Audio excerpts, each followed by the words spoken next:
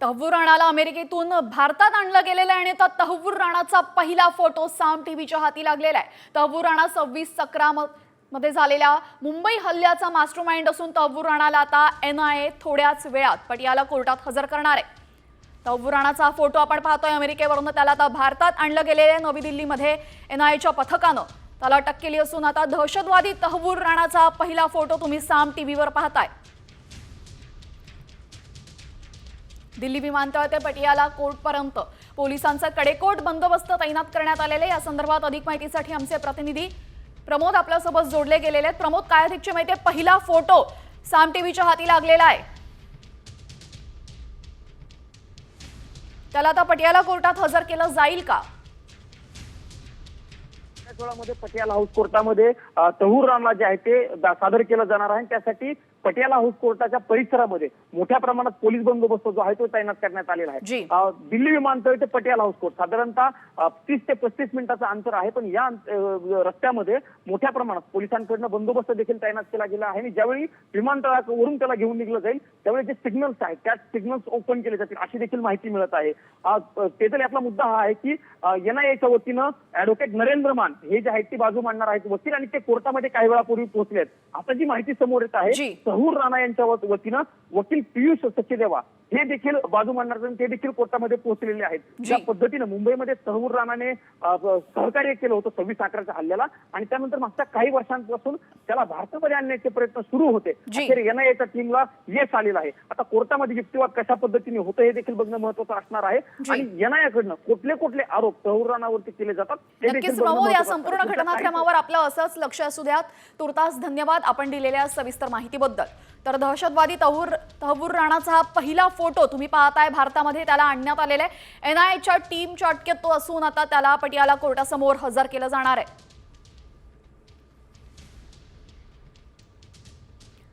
तर मुंबईवरील दहशतवादी हल्ल्याचा मास्टरमाइंड तहव्वूर राणाला अमेरिकेतून दिल्लीत आणलं। NIAचं पथक राणाला घेऊन दिल्लीमध्ये पोहोचलं असून त्यानंतर NIA त्याची कस्टडी घेणार आहे। दिल्लीतून मुंबईत आणून राणावर खटला चालवला जाण्याची शक्यता आहे। मुंबईमध्ये त्याला आर्थर रोड जेलमध्ये कसाबच्याच कोठडीत डांबणार असल्याचं सांगण्यात येत आहे। मुंबई हल्ल्याचा मास्टरमाइंड तहव्वूर राणा असून कसाबला ज्या पद्धतीने जिवंत पकडलं होतं त्यानंतर आता राणा हाती लागलेला आहे, त्यामुळे आता हल्ल्याची सगळी पाळंमुळं शोधण्यात यश येईल।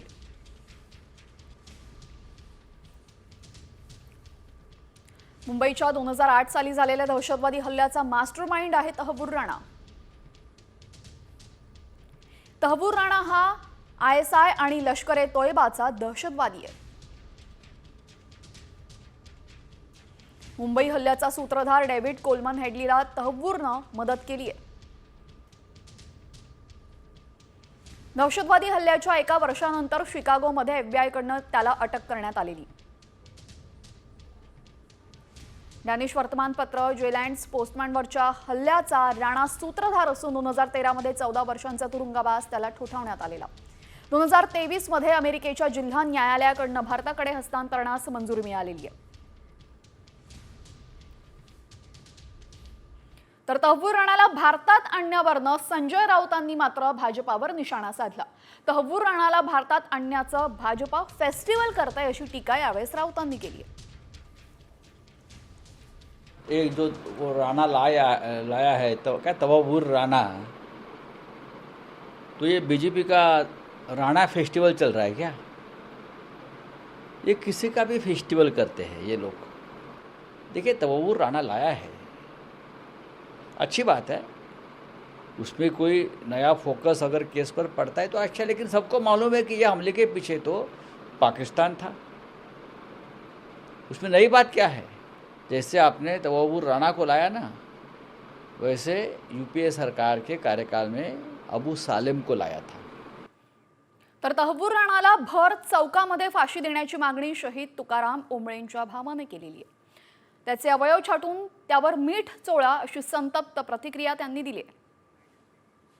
अतिरेक्यांना जाहीर मोठ्या मैदानावरती नेऊन त्यांना त्यांच्या शरीराचा एक एक भाग अवयव असा कापला गेला पाहिजे, त्याच्यावरती मिठाचा शिरकाव केला पाहिजे, आणि जेवढी म्हणजे दर्द भरी आपण म्हणतो ना जेवढी खौफनाक किंवा त्यांना जास्तीत जास्त त्रास होईल अशा प्रकारची सजा त्यांना झाली पाहिजे. ते की लवकरात लवकर तहूर राणाला फाशी झाली पाहिजे.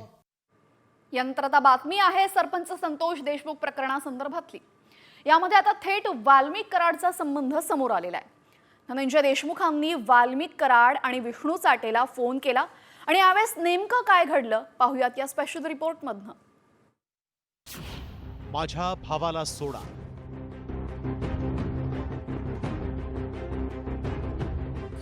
धनंजय देशमुखांचा चाटे कराडला फोन.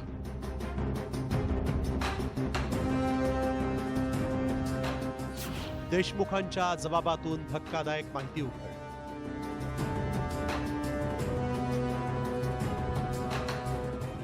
प्लीज माझ्या भावाला सोडा, त्याला काहीही करू नका. धनंजय देशमुख फोनवरून गयाबया करत होते. मात्र दुसऱ्या बाजूला असलेल्या पाषाण हृदयी कराड आणि चाटेला काही पाजर फुटला नाही. अपहरणानंतर धनंजय देशमुखांनी विष्णू चाटेला तब्बल 20 फोन केले. मात्र त्यानंतरही हैवानांनी सरपंच संतोष देशमुखांची निर्गुण हत्या केली आणि देशमुख कुटुंबाला आपलं सर्वस्व गमवावं लागलं. ही माहिती धनंजय देशमुखांच्या जबाबातून समोर आली आहे. संतोष देशमुखांच्या अपहरणानंतर धनंजय देशमुखांचे चाटे आणि कराडला फोन. धनंजय देशमुखांचे विष्णू चाटेला 20 पेक्षा जास्त फोन. कराडचा फोन मात्र व्यस्त. माझ्या भावाला सोडा, काहीही करू नका. धनंजय देशमुखांची चाटे आणि कराडला विनवणी. काही वेळात तुमच्या भावाला सोडतो, विष्णू चाटेचं उत्तर. देशमुखांचा पुन्हा चाटेला फोन. चाटेकडून 10-20 मिनिटात सोडण्याचं आश्वासन. एवढंच नाही तर धनंजय देशमुखांनी विष्णू चाटेला कॉल केल्यानंतर नेमकं काय घडलं हे सांगताना त्यांचा स्वर कातर कातर झाला. विष्णू चाटे जो त्याचं ऑफिस होतं राष्ट्रवादी काँग्रेस पक्षाचं, त्या पक्ष कार्यालयामध्ये हे बसत असल्या कारणानं आम्ही त्यांना फोन केलेला होता आणि ते सांगत होते की 20 मिनिटात सोडणार आहेत, 10 मिनिटात सोडतो, असे काही बोलत असताना त्यांनी ज्या काही गोष्टी घडल्या त्या दिवशी त्या खूप अत्यंत वेदनादायी आहेत आणि जे काही समोर माहिती आहे ज्या बाबतली आलेली ती समोर येणारच आहे कोर्टामध्ये.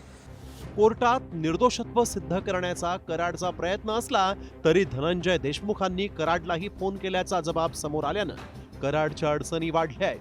त्यामुळे हे प्रकरण फास्ट ट्रॅक कोर्टात चालवलं जाणार का, याबरोबरच कराड गँगला शिक्षा कधी ठोठावली जाणार याकडेही राज्याचं लक्ष लागलंय. योगेश काशीदसह ब्युरो रिपोर्ट, साम टीव्ही न्यूज, बीड. तर वाल्मिक कराडचा थेट संबंध या प्रकरणाबरोबर आलेला आहे आणि आता सरपंच संतोष देशमुख हत्या प्रकरणाचा मुख्य सूत्रधार आणि आरोपी क्रमांक 1 असलेला वाल्मिक कराड मात्र स्वतःला निर्दोष म्हणतोय. मी निर्दोष आहे, मला सोडा, माझा या प्रकरणाशी काहीही संबंध नाही, असा अर्ज त्यानं कोर्टात सादर केलाय. या प्रकरणाची पुढील सुनावणी 24 एप्रिल रोजी होणार आहे. दरम्यान कोर्टामध्ये आज आरोपीचे वकील आणि सरकारी वकिलांनी काय युक्तिवाद केलेला आहे पाहूयात. संतोष देशमुख हत्या प्रकरणातील पुराव्याच्या प्रती आम्हाला मिळालेल्या आहेत. मारहाण करतानाच्या व्हिडिओचा पेनड्राईव्ह आम्हाला मिळावा अशी मागणी करण्यात आली. सरपंच हत्या प्रकरणातून वाल्मिक कराडचं नाव वगळण्यात यावं. मात्र उज्ज्वल निकम यांनी म्हटलेल्या आरोपीच्या वकिलांनी मागितलेली कागदपत्र सादर केलेली आहेत. व्हिडिओ आरोपींनीच रेकॉर्ड केलेला आहे. हा व्हिडिओ बाहेर येऊ नये. वाल्मिक कराडची चलचल संपत्ती जप्त करण्यात यावी अशी मागणी उज्ज्वल निकम यांनी केली आहे. राज्यामध्ये औरंगजेबावरनं राजकारण तापलंय. मात्र आता करुणा मुंडेंनी धनंजय मुंडेंची तुलनाच औरंगजेबाशी केलेली आहे. त्याचं नेमकं कारण काय आहे पाहूयात या स्पेशल रिपोर्टमधनं. राज्यात पुन्हा औरंगजेबाची चर्चा.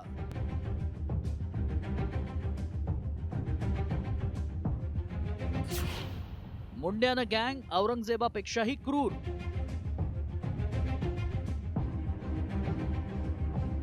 करुणा शर्मांचे गंभीर आरोप.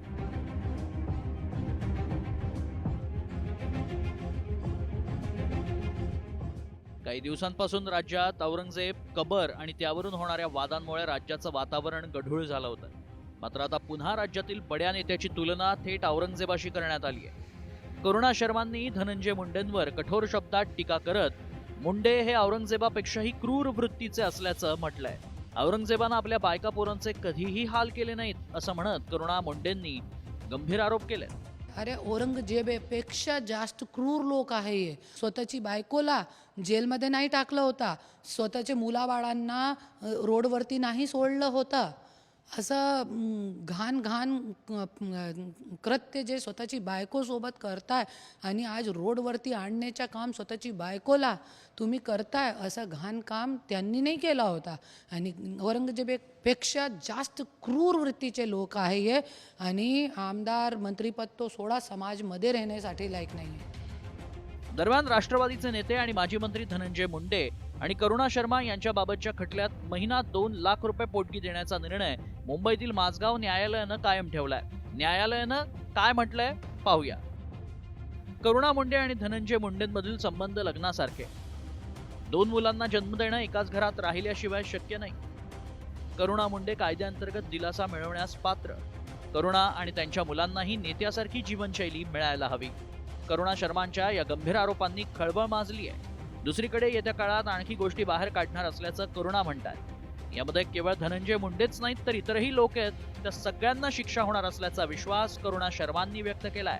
त्यामुळे आगामी काळात धनंजय मुंडेंचा पाय आणखी खोलात जाणार का आणि यामुळे मुंडे आणि गँग या विरोधकांच्या आरोपांनाही पुष्टी मिळणार का हेच पाहायचं. ब्युरो रिपोर्ट, साम टीव्ही. यानंतर बातमी आहे उपमुख्यमंत्री एकनाथ शिंदेंनी ठाकरेंना लगावलेल्या टोल्यासंदर्भातली. यावेळेस फेसबुक लाईव्हवरनं उपमुख्यमंत्री एकनाथ शिंदे यांनी उद्धव ठाकरेंना टोला लगावलाय. मी फेवरेट ब्रदर तर काही जण फुकट बाबूराव असल्याचा टोला शिंदेंनी ठाकरेंना लगावलाय. काही लोक बंगल्यात बसून फेसबुक म्हणजे एफबी खेळत बसतात. त्यात काही जात नाही, बसल्या बसल्या टाइमपास. एफबी म्हणजे काय? फुकट बाबूराव. मी सुद्धा एफबी आहे, पण महाराष्ट्राचा फेवरेट ब्रदर, लाडका भाऊ. फरक आहे, फरक बघा. आणि म्हणून आम्ही पद येतात जातात. बाळासाहेब सांगायचे पद येतात जातात, सत्ता येते जाते, पण नाव जाता कामा नये. यानंतर बातमी आहे पवार कुटुंबियांसंदर्भातली. शरद पवार हे माझे दैवत आहे असं वक्तव्य अजित पवारांनी केलंय. मात्र हे अजित पवारांचं शरद पवारांचं प्रेम आहे की त्यांनी एकाच दगडात 2 निशाणे साधलेत? पाहूयात या स्पेशल रिपोर्टमधनं. आम्ही पण घरामध्ये आम्ही पण पवार साहेबांना दैवत मानत होतो, आजही मानतो. आई बापाच्या कृपेने, चुलत्याच्या कृपेने बरंच चांगलं चाललंय आमचं. राष्ट्रवादीच्या फुटीला 1.5 वर्ष झालंय, पण अजित पवारांच्या मनातून शरद पवारांवरचं प्रेम काही केल्या कमी होताना दिसत नाही. त्याला कारण ठरलंय अजित पवारांनी पिंपरी चिंचवडमध्ये अण्णा बनसोडेंच्या सत्कार समारंभात शरद पवारांचा दैवत असा केलेला उल्लेख. आणि त्यामुळे अजित पवार एका दगडात 2 पक्षी तर मारत नाहीत ना, याचीही चर्चा रंगली आहे. आम्ही घेतलाच ना निर्णय. आम्ही पण घरामध्ये आम्ही पण पवार साहेबांना दैवत मानत होतो, आजही मानतो. परंतु कुठंतरी आज देशाला मोदी साहेबांच्या सारखा मजबूत नेता मिळालेला आहे आणि आज त्यांच्या पाठीशी उभं राहणं आणि देशाची प्रगती करून घेणं, जगामध्ये देशाचा मान सन्मान वाढवण्याच्या करता त्यांना पाठबळ देणं हे आपलं काम होतं. म्हणून आपण त्या ठिकाणी केलं. 2023 मध्ये राष्ट्रवादीच्या फुटीनंतर अजित पवार विरुद्ध शरद पवार यांच्यात राजकीय संघर्ष टोकाला गेला. त्यातच लोकसभा आणि विधानसभा निवडणुकीत पवार कुटुंब आमने सामने आलं होतं. मात्र विधानसभा निवडणुकीनंतर अजित पवारांचे सूर बदलले. त्यांनी बीडमधील सभेतही चुलत्याच्या कृपेनं सगळं काही ठीक असल्याचं सांगितलं. तर हाच धागा पकडून काँग्रेस नेते विजय वडेट्टीवारांनीही अजित पवारांना टोला लगावलाय. परिस्थितीनुसार सगळेच बदलत आहे, अनेकांना बदलावं लागतं. त्यामुळे अजितदादांना जर शरद पवार साहेबांच्या साठी दैवत म्हणून जर उल्लेख होत असेल तर तो मला वाटते बीडच्या भाषणातही त्यांनी केलेला आहे.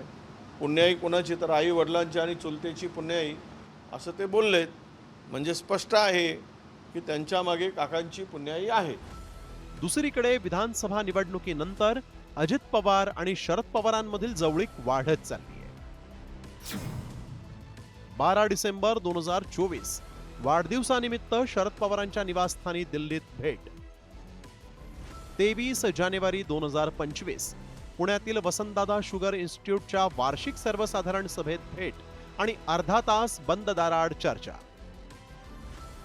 27 जानेवारी 2025 तब्येतीची विचारपूस करण्यासाठी अजित पवारांचा शरद पवारांना फोन.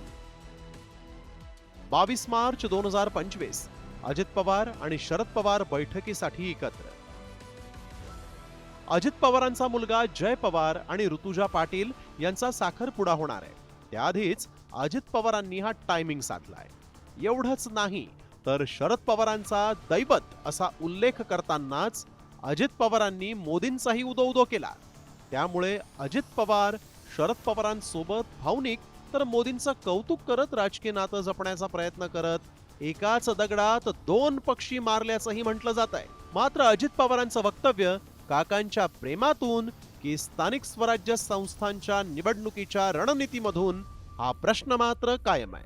ब्युरो रिपोर्ट, साम टीव्ही न्यूज.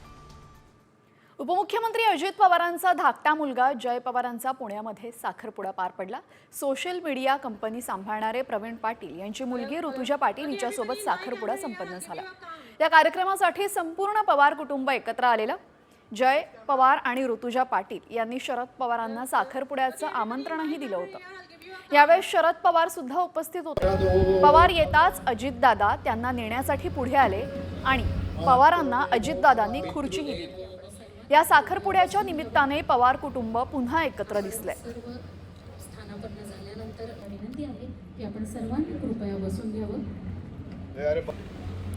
अजित पवार यांचे धाकटे पुत्र जय पवार यांचा साखरपुडा आज झाला. या निमित्ताने संपूर्ण पवार कुटुंब पुन्हा एकदा एकत्र बघायला मिळाले. शरद पवार सुद्धा या साखरपुड्या समारंभाला उपस्थित होते. शरद पवार येताच अजित पवार त्यांना नेण्यासाठी आले आणि त्यांना खुर्चीही पुढे करून दिली.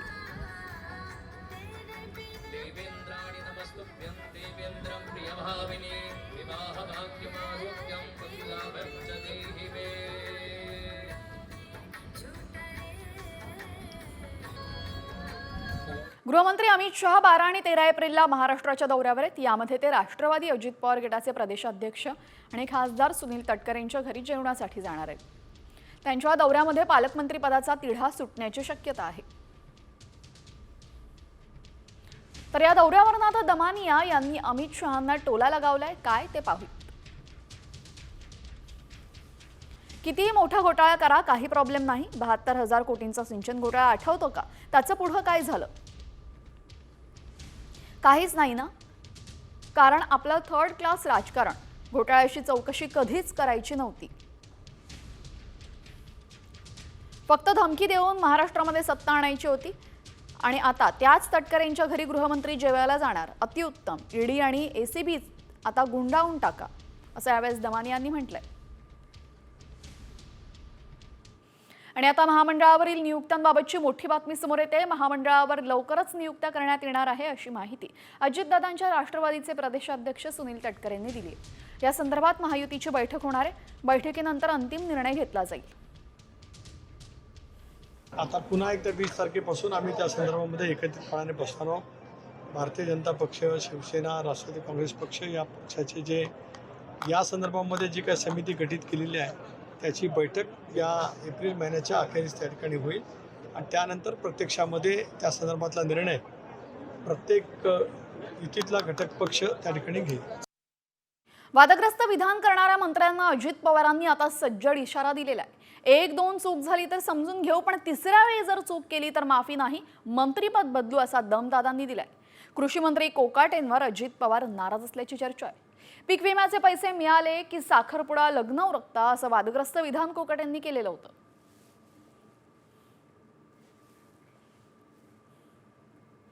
तर माझा स्वभाव हा जन्मजात आहे आणि तो एका दिवसात बदलता येणार नाही असं वक्तव्य कृषी मंत्री माणिकराव कोकाटे यांनी केले. उपमुख्यमंत्री अजित पवारांनी तंबी दिल्यानंतर कोकाटे आपल्या परखड स्वभावावर ठाम असल्याचं दिसतं. स्वभाव हा माणसाचे स्वभाव हे जन्मजात असतात. ते काय लगेच एका दिवसात साईड एका दिवसात बदलतात असं नाही आहे. तेवढा स्वभाव परखड आहे, सत्य आहे. पण हेतू स्वच्छ आहे का नाही? हेतू चुकीचा आहे का माझा? कुठल्याही गोष्टीमध्ये, कुठल्याही वक्तव्यामध्ये माझा हेतू खराब आहे, माझा त्याच्या आडून काही स्वार्थ साधायचा आहे, किंवा काही वेगळा विचार माझ्या मनामध्ये आहे असं काही तुम्हाला आठवलं आहे का? आज काही तुमच्या लक्षात आलं आहे का? तर मंत्री माणिकराव कोकाटे हे त्यांच्या वादग्रस्त विधानांमुळे गेल्या काही दिवसांपासून चर्चेत आहेत आणि त्यामुळे राष्ट्रवादी पक्ष सुद्धा अडचणीत सापडतोय. आणि आता अजितदादांनी अशा वाचाळ मंत्र्यांना तंबीस दिलेली आहे. एक दोनदा ठीक आहे, पण तिसऱ्यांदा जर चूक केली तर मंत्रिपदच काढून घेऊ असं सज्जड दम अजित पवारांनी दिल्यानंतर सुद्धा कोकाटे मात्र आपल्या भूमिकेवर ठाम असल्याचं दिसतंय. आणि आता बातमी एसटी कर्मचाऱ्यांसाठी सर्वात मोठी, कारण एसटी कर्मचाऱ्यांना उर्वरित पगार मंगळवारी मिळणार आहे. 44% पगार मंगळवारी मिळणार असून साम टीव्हीच्या बातमीचा दणका आपण पाहतोय. एसटी कर्मचाऱ्यांचा उर्वरित पगार आता त्यांना मंगळवारी मिळणार आहे. कर्मचाऱ्यांना 44% पगार मंगळवारपर्यंत मिळणार आहे. आज सकाळपासून साम टीव्हीनं ही बातमी लावून धरलेली होती. निम्माच पगार एसटी कर्मचाऱ्यांचा झालेला होता आणि त्यावरनं संतप्त अशा प्रतिक्रिया उमटत होत्या. या सर्व प्रतिक्रिया साम टीव्हीनं जाणून घेतल्या आणि त्यानंतर आता याचा दणका बघायला मिळतो, कारण की मंगळवारी त्यांना उर्वरित असा 44% पगार मिळणार आहे. दरम्यान लाडकी बहिणी योजनेचा फटका आता एसटी कर्मचाऱ्यांना बसल्याचं चित्र आहे. एसटी कर्मचाऱ्यांचा मार्चचा पगार अर्ध्यावर आला. नेमकं हे प्रकरण काय आहे आणि कर्मचाऱ्यांना अर्धाच पगार का दिला गेला, पाहूयात या स्पेशल रिपोर्टमधून. लालपरी भिकारी, कर्मचारी अर्धपगारी. 56% पगार, 100% खिल्ली. अर्ध्या पगारावरून कर्मचारी आक्रमक. घर बसल्या बायकांना बसून पगार देते, पण आम्ही कष्ट करणाऱ्यांना आम्हाला पगार देत नाही सरकार. उद्विग्न प्रतिक्रिया आहे एसटीतील महिला कर्मचाऱ्यांची. या महिला कर्मचाऱ्याच्या अश्रूला कारण ठरलं महामंडळानं कर्मचाऱ्यांच्या पगाराला लावलेली कात्री. एसटी महामंडळानं मार्च महिन्याचा केवळ निम्मा म्हणजे 56%च पगार देण्याचा निर्णय घेतलाय आणि याचं कारण ठरलंय एसटी साठी दिलेला तुटपुंजा निधी. या निर्णयानं एसटी कर्मचाऱ्यांमध्ये संतापाची लाट उसळली. सरकारला घरी बसलेल्या बायकांना म्हणजे लाडकी बहीण योजना राबवता येते, पण आम्ही कष्ट करतो, राबतो उन्हातानाचं.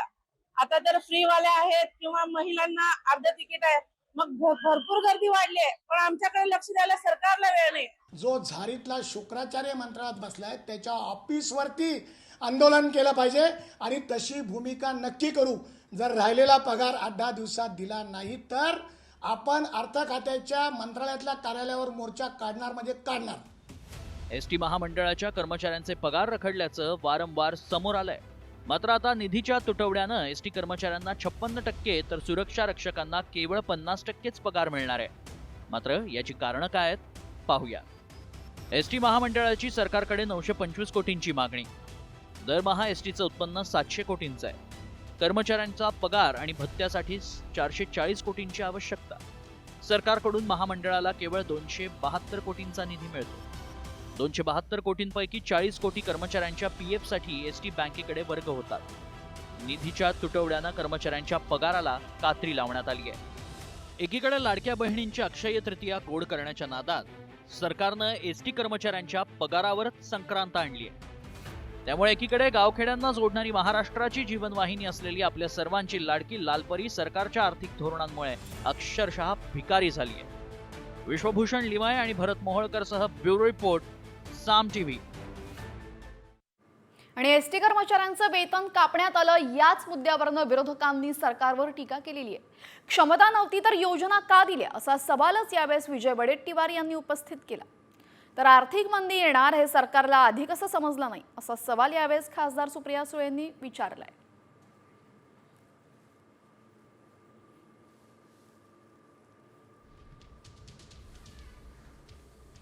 सरकारची ऐपत नव्हती तर नवीन योजना दिल्या कशाला?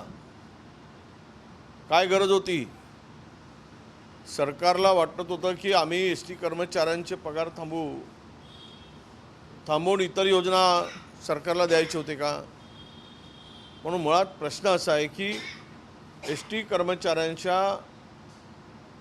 आता त्या बिचाऱ्या परिश्रम करणाऱ्या माणसाच्या भावनाशी खेळू नये. कोणाचे थांबवायचे असेल थांबवा, एसीमध्ये बसणाऱ्यांचे पगार थांबवा, पण एसटी कर्मचाऱ्यांचे पगार पूर्ण द्या अशी आम्ही मागणी करू. मला काय आश्चर्य वाटत नाही. माझ्या विधानसभेच्या आधीची सगळी भाषणं काढून बघा. महाराष्ट्राची आणि भारताची फायनान्शियल पोझिशन, एक्सपोर्ट इम्पोर्ट मध्ये होणारे बदल, या सगळ्या गोष्टी अपेक्षित होत्या. मार्केट क्रॅश होणार होतं हे आम्हालाही कळत होतं. 1 महिन्यापूर्वी मी बजेटचं जेव्हा भाषण केलं तेव्हा मी याचा उल्लेख केला होता. तरी मला जेव्हा कळत होतं की मार्केटमध्ये इफेक्ट होणार आहे आणि आम्ही सगळे पार्लमेंटमध्ये बोललेलं असताना सरकारने याची का खबरदारी घेतली नाही, हा एक मोठं कोडच आहे. नंतर बातमी अत्यंत धक्कादायक, कारण ग्रामीण रुग्ण व्यवस्थेचे धिंदवडे निघाल्याची धक्कादायक घटना घडलेली आहे. माढ्यात एका ओल्या बाळंतिणीला रुग्णालयाची सफाई करावी लागल्याचा धक्कादायक प्रकार समोर आलाय. पाहूयात. पंढरपूरच्या माढ्यात एक धक्कादायक प्रकार उघडकीस आलाय. ग्रामीण रुग्णालयात प्रसूतीनंतर महिलेला 8 दिवस स्वच्छता करावी लागली. ग्रामीण भागातील आरोग्य सेवा किती कुचकामी ठरली आहे त्याचं हे जिवंत उदाहरण आहे. या घटनेची माहिती मिळताच शिवसेनेच्या पदाधिकाऱ्यांनी रुग्णालय प्रशासनाला धारेवर धरत जाब विचारला. कर्मचाऱ्यांची कमतरता असल्याची कबुली रुग्णालय प्रशासनानंही दिली आहे. म्हणजे 1 तारखेपासून कंत्राटी कर्मचारी नसल्याकारणानं थोडंसं सफाईच्या बाबतीत गैरसोय झालेली आहे. परंतु त्या महिलांना किंवा नातेवाईकांना कुठल्याही आमच्या कर्मचाऱ्यांनी किंवा स्टाफने म्हणजे जबरदस्तीनं सफाई करणे वगैरे असं काही सांगितलेलं नाही आहे. त्याच्यामध्ये आमच्या स्टाफकडनं पण सफाई होत होते, पण थोडंसं कर्मचाऱ्यांची कमतरता असल्यामुळे गैरसोय झालेली आहे. मात्र यामुळे ग्रामीण रुग्ण व्यवस्थेचे पुन्हा एकदा धिंडवडे निघालेत. एवढंच नव्हे तर ओल्या बाळंतिणीला अशा प्रकारे कामाला जुंपून अमानुषपणाही समोर आलाय. त्यामुळे संबंधितांवर कारवाई व्हायलाच हवी. दरम्यान माढा ग्रामीण रुग्णालयामध्ये अशी कुठलीही घटना घडली नसल्याचं आरोग्य राज्यमंत्री मेघना बोर्डीकर यांनी म्हटलंय. तर या प्रकरणामुळे ग्रामीण आरोग्य व्यवस्थेची दुरवस्था पुन्हा समोर आलेली आहे. ठाकरे गटाच्या प्रवक्त्या सुषमा अंधारे यांनीही काय म्हटलंय पाहूयात. मी आत्ताच माहिती घेतली, अशी घटना कुठली घडलेली नाही. तरी देखील आम्ही आरोग्य उपसंचालक पुणे यांच्या मार्फत ह्या सगळ्या घटनेची चौकशी करू, कारण की एका बातमीमध्येच हे आमच्यापर्यंत आलेलं आहे आणि जर कोणी दोषी असतील त्यांच्यावर कारवाई केली जाईल. दीनानाथ मंगेशकर रुग्णालयातली घटना ताजी असतानाच पंढरपूर माढ्यामध्ये ज्या पद्धतीने एका मायमाऊलीला, ती ओली बाळंतीण असताना तिला सरकारी दवाखान्यामध्येच साफसफाई आणि स्वच्छतेची कामे सांगितली, हे धक्कादायक आणि तितकंच संतापजनक आहे. आणि आता बातमी आहे दीनानाथ रुग्णालयासंदर्भातली. दीनानाथ रुग्णालय दोषी ठरलंय. होय, चौकशी समितीच्या प्राथमिक अहवालामध्ये दीनानाथ रुग्णालयावर ठपका ठेवण्यात आलाय. एवढंच नाही तर सहाय्यक धर्मादाय आयुक्तांनी कारवाईची शिफारसही केलेली आहे. रुग्णावर गोल्डन आवर्समध्ये उपचार केले नाही आणि धर्मादाय रुग्णालय असूनही नियमांचा भंग केला असा ठपका चौकशी समितीने ठेवलाय.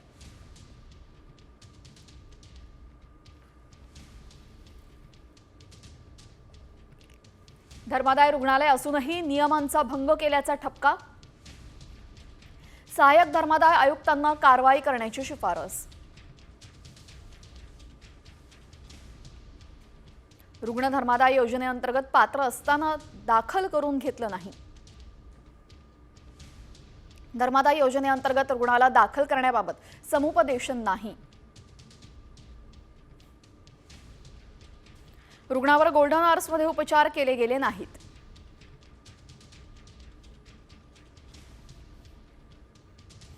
आणि आता एक संतापजनक बातमी पुण्यातून येते. दीनानाथ मंगेशकर रुग्णालयानं गरीब रुग्णांचा 30% कोटा निधी वापरलाच नाहीये.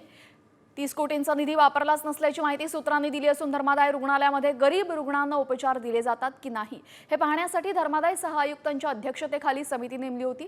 त्या समितीनं दिलेल्या अहवालामध्ये गरीब रुग्णांसाठीच्या 30 कोटींपेक्षाही अधिक निधी वापरलाच नसल्याचा ठपका ठेवण्यात आल्याची माहिती सूत्रांनी दिली आहे. चॅरिटेबल आम्ही काम करतो का नाही ठरवण्याची ज्या यंत्रणेवर जबाबदारी आहे चॅरिटी त्याच्यात दर महिन्याला आम्ही आमचे सर्व चॅरिटीचे हिशोब त्यांना सबमिट करतो.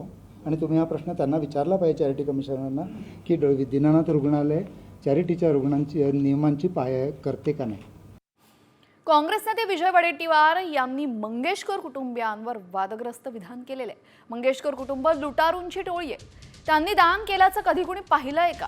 केवळ गाणं चांगलं म्हटलं म्हणून त्यांचा उदो उदो झाल्याचं विधान वडेट्टीवारांनी केलंय. असलं ते मंगेशकर कुटुंब हे लुटारूंची टोळी आहे. ते कोणी कधी दान केल्याचं पाहिलं आहे त्या मंगेशकर फॅमिलीनी? निवळ गाणं चांगलं गायलं म्हणून सगळ्यांनी मिरवलं. लता दिदी, आशा दिदी, हे दिदी ते दिदी. अरे तेवढं जर समर्पण असतं लोकांसाठी आणि देशासाठी तर ते सेवा केली असती. खिलारे पाटलांनी जमीन दिली, त्यांना सोडलं नाही या नालायकांनी. हे कसले आहे माणुसकी आहे यांच्यात? हे तर माणुसकीला कलंक असलेले कुटुंब आहे असं मी मानतो. आणि याला कोणी साथ देऊ नये, यांच्यावर कडक कारवाई झाली पाहिजे. आणि आता एक धक्कादायक बातमी. 3.5 शक्तिपीठांपैकी एक असलेल्या पवित्र तुळजापूरला ड्रग्सचा अड्डा बनवणारी संगीता नक्की आहे तरी कोण? तुळजापूरपर्यंत ड्रग्स पोहोचलं तरी कसं? पाहूयात या स्पेशल रिपोर्टमधनं. तुळजापूरच्या संगीताचं ड्रग कार्टल. संगीताच्या खात्यात कोटींचं घबाड. तुळजापुरात ड्रग्स रॅकेट कसं फोफावलं? महाराष्ट्राची कुलस्वामिनी आई तुळजाभवानी.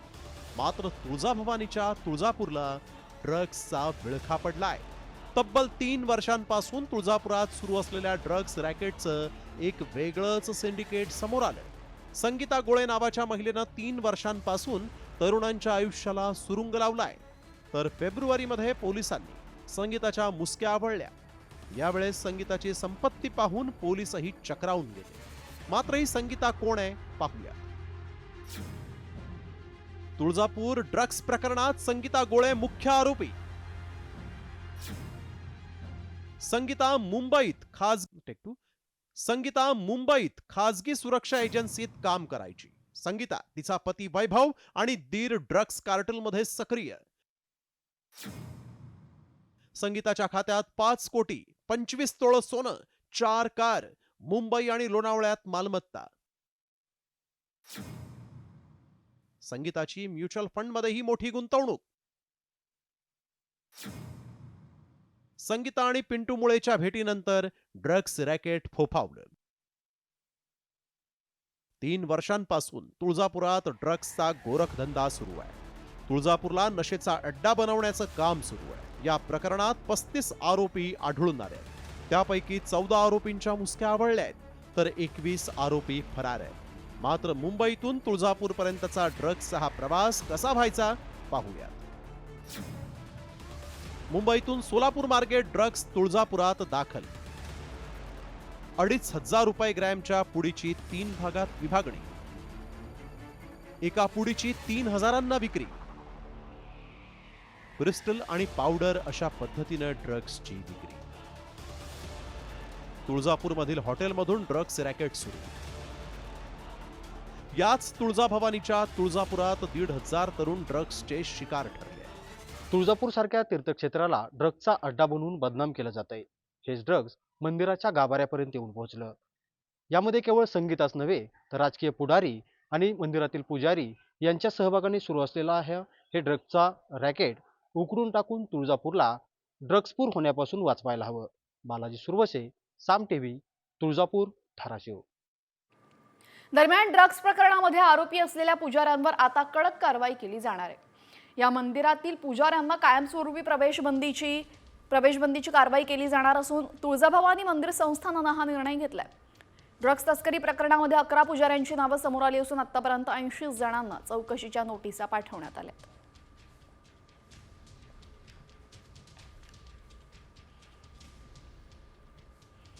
तर एका बाजूला तुळजापूर मधला धक्कादायक प्रकार समोर आल्यानंतर मुंबईचा हवालदार ड्रग्सचा सरदार झाल्याचंही दिसतंय. होय, मुंबईमध्ये कायद्याचा रक्षक असणारा हवालदार गावामध्ये कायद्याचा भक्षक बनून राज्याला ड्रग्सच्या नशेत डुंबवण्याचं काम करत होता. या खाकीतील ड्रग्स माफियानं पोलीस खात्यावर काळं फासण्याचं काम केलंय. कसं ते पाहूयात.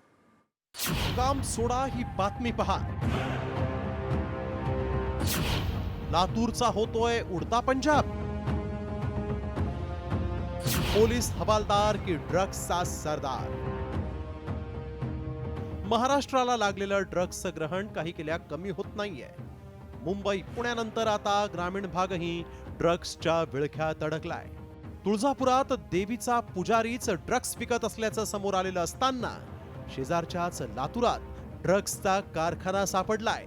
आणि हा कारखाना होता मुंबईच्या पोलिसाचा.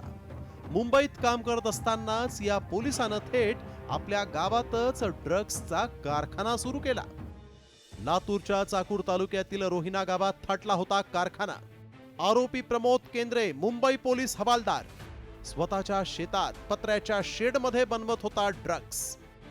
लातूरात ड्रग्स बनवून ड्रग्सची मुंबई पुण्यात विक्री.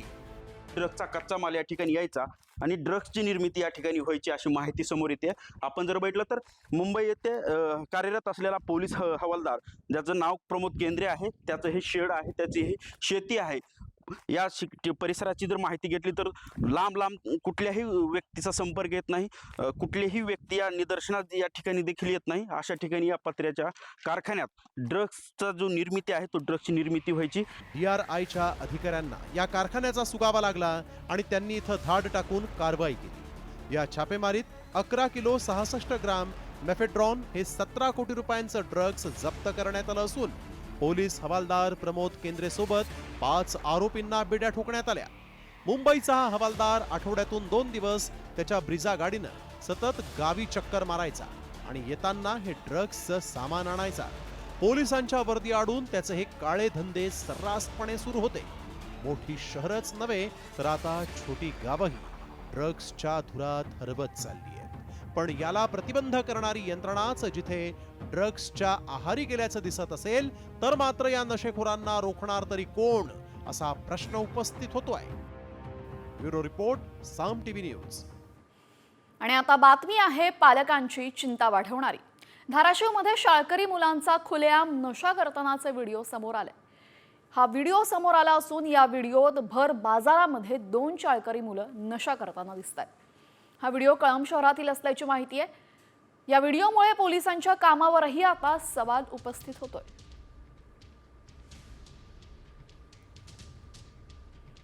आणि आता बातमी आहे राज्य सरकारच्या मोठ्या निर्णयाची. मंत्री आणि सचिवांसाठी राज्य सरकारनं आयपॅड खरेदीचा निर्णय घेतलेला आहे. 41 मंत्र्यांना ॲपलचे आयपॅड दिले जाणार आहेत आणि त्यासाठी 1,06,00,000चा खर्च आहे.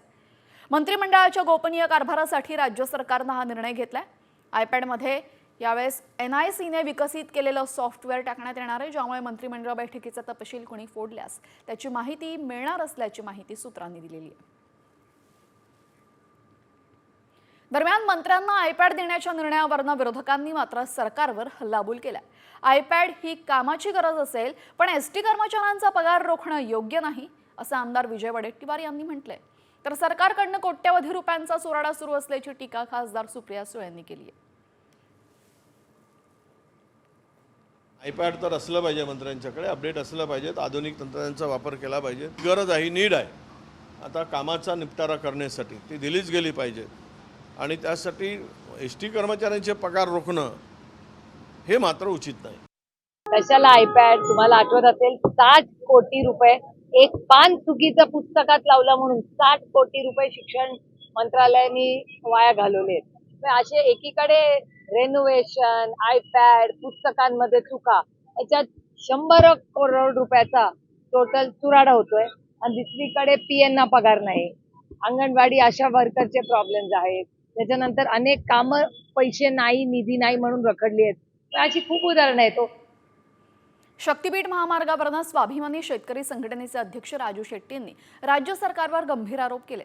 50,000 कोटींचा घोटाळा करण्यासाठी शक्तीपीठ महामार्ग लादला जात असल्याचा आरोप राजू शेट्टींनी केलाय. शक्तीपीठ महामार्गाचा कडाडून विरोध करणार असल्याचं त्यांनी जाहीर केलंय. करतो त्याच्यात तिप्पट खर्च दाखवलेला आहे. म्हणजेच जवळपास 28 ते 30,000 कोटीत तयार होणारा रस्ता 86,000 कोटीत होतो. म्हणजे 51,000 कोटी रुपयाचा भ्रष्टाचार त्याच्यामध्ये होणार आहे. त्यात अनेकांचे हिस्से आहेत. स्थानिक पातळीवरच्या बगलबच्च्यापासून ते राजकीय नेत्यापर्यंत ते प्रशासनापर्यंत अनेकांचे लागेवादे आहेत आणि त्यासाठीच हा रस्ता बांधण्याचा घाट घातला जातोय. तो काही भाविकांच्यासाठी नाही किंवा विकासासाठी नाही, तर 50,000 कोटीचा घपला पाडायचा म्हणून हा प्रयत्न चालू आहे. आणि हा सारा पैसा हा साखर आयुक्तालयाने शेतकऱ्यांची रास्त आणि किफायतशीर दराची रक्कम न देणाऱ्या साखर कारखान्यांना दणका दिलाय. सोलापूर जिल्ह्यातील 10, अहिल्यानगरमधील आणि साताऱ्यातील प्रत्येकी 2 आणि संभाजीनगरमधील 1 अशा 15 कारखान्यांना थकबाकी वसुलीची नोटीस बजावली आहे. साखर कारखान्यांनी गाळप केलेल्या शेतकऱ्यांच्या ऊसाची FRPची रक्कम न दिल्यामुळे नोटीस काढण्यात आलेली आहे. वणीच्या सप्तशृंगी गडावर देवीच्या दर्शनासाठी भाविकांची मोठी गर्दी होती. मंदिर प्रशासन किंवा पोलिसांकडून गडावर गर्दीचं नियोजन करण्यात आलं नाही आणि त्यामुळे लहान मुलं, वयोवृद्धांचे प्रचंड हाल झाले. नियोजन शून्य कारभारामुळे भाविकांनी संताप व्यक्त केलाय.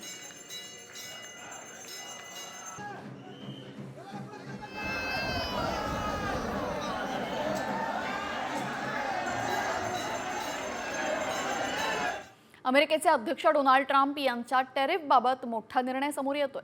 भारतासह 75 पेक्षा अधिक देशांवरील लावलेल्या टॅरिफला 90 दिवसांची स्थगिती दिलेली आहे. ज्या देशांनी ट्रम्प यांच्या टॅरिफला विरोध केला नाही त्यांच्यासाठी ट्रम्प यांनी टॅरिफवर तुर्तास ब्रेक लावलाय.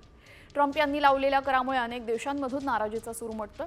त्यामुळे पुढच्या 90 दिवसांसाठी पूर्वीचाच 10% कर कायम राहणार आहे. मात्र चीनवर लावलेला कर आणखीन वाढवून तो 125% वाढवण्यात आलेला आहे. तर अमेरिकेनं टॅरिफबाबत मवाळ धोरण घेताच सोन्या चांदीचे दर पुन्हा वाढलेत. सोन्याच्या भावामध्ये आज 3,000 रुपयांची वाढ झाली. 10 ग्रॅम सोन्यासाठी 93,700 रुपयांचा भाव होता, तर चांदीचे दर 96,800 रुपये प्रति किलो आहेत. तर नाशिकमध्ये सोनं मोडीत काढणाऱ्यांमध्ये 45% वाढ झालेली. यामुळे ज्वेलर्सवर ग्राहकांना 10% 10 दिवसांनंतर पोस्ट डेटेड चेक देण्याची वेळ आलेली आहे. सोन्याचे दर कमी होणार असल्याची अफवा उसळली. सोशल मीडियावरील मेसेजमुळे लोकांमध्ये संभ्रम निर्माण झाला. त्यामुळे नाशिकमध्ये 3 दिवसांपासून खरेदीपेक्षा सोन्याची मोडच जास्त प्रमाणात आहे. क्षमतेपेक्षा जास्त मोडीचे पैसे देण्यासाठी सराफा व्यावसायिकांना मोठी आर्थिक कसरत करावी लागते. मात्र व्हायरल होणाऱ्या पोस्टवर विश्वास ठेवू नका असं सराफा व्यावसायिकांनी सांगितलं. यामुळे अनेक ग्राहकांमध्ये संभ्रम निर्माण झाला व त्यातून अनेक ग्राहक हे सोनं मोड करण्यासाठी बाजारात येऊ लागले किंवा फोन करून विचारणा करत आहेत. यामध्ये फरक असा पडला की अचानक सोने मोड वाढल्यामुळे जो सोन्याचा जो आमचा रेग्युलर भाव असतो तो काही प्रमाणात कमी झालेला आहे. मात्र हा घाबरण्याइतका नाही आहे. भविष्यात भाव वाढण्याचे चान्स जास्त असल्याने ग्राहकांनी सुद्धा घाबरून न जाता थोडं थांबून भाव हा 100% वाढतील आणि जरी कमी झाला तर गुंतवणूक म्हणून त्याच्याकडे पाहिलं पाहिजे व सुरक्षित गुंतवणूक म्हणून सोन्याकडे गुंतवणूक केली पाहिजे. आणि आता बातमी आहे वाहन चालकांना दिलासा देणारी. HSRP नंबर प्लेट आता घरपोच मिळवता येणार आहे. एखाद्या सोसायटी किंवा इमारतीवरील 25 पेक्षा जास्त वाहनधारकांनी ऑनलाईन नोंदणी केल्यास त्यांना HSRP बसवून देण्यात येणार आहे. यासाठी कोणत्याही फिटमेंट चार्जची आकारणी करण्यात येणार नाही. दुचाकींसाठी 125 आणि 4 चाकींसाठी 250 रुपये फिटमेंट चार्ज आहे. केंद्रावरील गर्दी कमी करण्यासाठी हा निर्णय घेण्यात आलेला आहे. दुचाकीसाठी 125 रुपये मोजावे लागतात, तर 4 चाकीसाठी 250 रुपये मोजावे लागतात. HSRP नंबर प्लेटसाठी चार्ज दुचाकीला 531 रुपये इतका आहे, तर 3 चाकींसाठी 590. आणि आता पाहूयात एक व्हायरल सत्य रिपोर्ट. तुम्ही सरकारी नोकरी करत असाल तर ही बातमी तुमच्यासाठी महत्त्वाची आहे, कारण तुम्हालाही एक मेसेज आला असेल. त्या मेसेजमध्ये असा दावा करण्यात आलेला आहे की सरकारी कर्मचाऱ्यांच्या निवृत्तीचं वय वाढवण्यात आलंय. खरंच कर्मचाऱ्यांचं निवृत्तीचं वय वाढवण्यात आलंय का याची आम्ही पडताळणी केली आणि काय सत्य समोर आलंय पाहूयात. सरकारी कर्मचाऱ्यांचं रिटायरमेंट वय वाढणार. 62व्या वर्षी होणार कर्मचारी रिटायर. व्हायरल मेसेज मागचं सत्य काय? सरकारनं आता कर्मचाऱ्यांसाठी रिटायरमेंटचा कालावधी आणखी 2 वर्ष वाढवलाय. आधी रिटायरमेंटचं वय हे 60 वर्ष इतकं होतं, मात्र आता वय वर्ष 62 केल्याचा दावा करण्यात आलाय. खरंच या दाव्यात तथ्य आहे का? काहींसाठी हा दावा दिलासादायक आहे, तर काही कर्मचाऱ्यांसाठी टेन्शन वाढवणार आहे. आधीच देशात बेरोजगारी आहे. आणखी 2 वर्ष रिटायरमेंटची वाढवली तर नवीन लोकांना संधीसाठी आणखी 2 वर्ष वाट पाहावी लागेल. त्यामुळे या दाव्याची सत्यता जाणून घेणं गरजेचं आहे. आमच्या टीमनं याची सत्यता जाणून घेण्यासाठी पडताळणी सुरू केली. त्याआधी मेसेजमध्ये काय दावा केलाय पाहूयात. केंद्र सरकारनं सरकारी कर्मचाऱ्यांचं निवृत्तीचं वय 2 वर्षांनी वाढवण्याचा निर्णय घेतलाय. सध्याचं निवृत्तीचं वय 60 वर्ष आहे, जे आता 62 पर्यंत वाढवण्यात आलंय. हा मेसेज व्हायरल होत असून सरकारी कर्मचाऱ्यांमध्ये संभ्रम निर्माण झालाय. कारण जे काही दिवसातच रिटायर्ड होणार आहेत त्यांना हा नियम लागू होणार आहे का, असे अनेक सवाल उपस्थित होत आहेत. त्यामुळे याची सत्यता जाणून घेणं गरजेचं आहे. देशभरात सरकारी कर्मचारी कोट्यवधींच्या घरात आहेत. त्यामुळे याची सत्य माहिती जाणून घेण्यासाठी आमच्या टीमनं पडताळणी सुरू केली. सरकारनं असा निर्णय जाहीर केलाय का, याबद्दल माहिती जाणून घेतली. हे जे तुम्ही व्हायरल पत्र फिरताना बघताय ते 2 वर्ष वाढीव रिटायरमेंटची डेट लागू करण्याची तारीख 1 एप्रिल 2025 सांगितलेली आहे. याच्यातून सरळ लक्षात येत आहे की हा एप्रिल फूल बनवणारा मेसेज आहे. त्याच्यामुळे केंद्रातल्या केंद्रीय कर्मचाऱ्यांनी कुठल्याही प्रकारच्या अशा फेक मेसेजवर विश्वास ठेवू नये अशी मी सर्वांना विनंती करतो. त्यावेळी काय सत्य समोर आलं पाहूयात. केंद्रीय कर्मचाऱ्यांसाठी रिटायरमेंटचं वय वाढवण्यात आलेलं नाही. कॅबिनेट बैठकीत असा कोणताही निर्णय झालेला नाही. 2 वर्ष कालावधी वाढवल्याचा दावा संभ्रम निर्माण करणार आहे. सोशल मीडियावरच्या पोस्टवर विश्वास ठेवू नका. देशभरात कोट्यवधी सरकारी कर्मचारी आहेत. त्यामुळे असे मेसेज व्हायरल करून दिशाभूल करण्याचा प्रयत्न करण्यात आलाय. आमच्या पडताळणीत सरकारी कर्मचाऱ्यांचं रिटायरमेंटचं वय 2 वर्षांनी वाढवल्याचा दावा असत्य ठरलाय. ब्युरो रिपोर्ट, साम टीव्ही न्यूज.